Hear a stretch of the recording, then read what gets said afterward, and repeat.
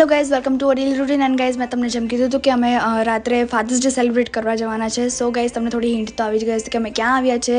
And guys, અમે આવ્યા છીએ માણેક ચોક, અમદાવાદનું આન બાન અને શાન. અને પપ્પાની બહુ જ ઈચ્છા હતી કે અમે અહીંયા આવીએ પાછા. અમે બહુ ટાઈમ પહેલાં અહીંયા આવ્યા હતા, એ બી ફૂલ ફેમિલી સાથે. અને ગાઈઝ, અહીંયા અમને અમારા ફેન્સ મળ્યા, અમને બહુ જ સારું ફીલ થયું.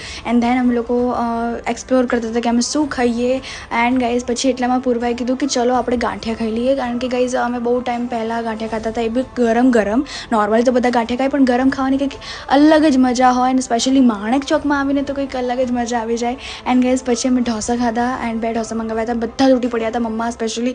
એન્ડ પછી અમારા મામા પણ આવ્યા હતા, તો બધા એન્જોય કરતા હતા. એન્ડ પપ્પાની બહુ જ ઈચ્છા હતી કે આમ લાઈક ફૂલ ફેમિલી સાથે હું ઘૂઘરા સેન્ડવિચ ખાઉં. એટલે પપ્પા લાઈક ફૂલ ઘૂઘરા સેન્ડવિચ પર ફોકસ્ડ હતા. એન્ડ ગાઈઝ, આ હતો મારો આજનો દિવસ. ખરેખર મહિનામાં એકવાર તો માણેક ચોક આવવું જ જોઈએ. તો મળીએ એક નવા દિવસ અને નવી શરૂઆત સાથે. ત્યાં સુધી જય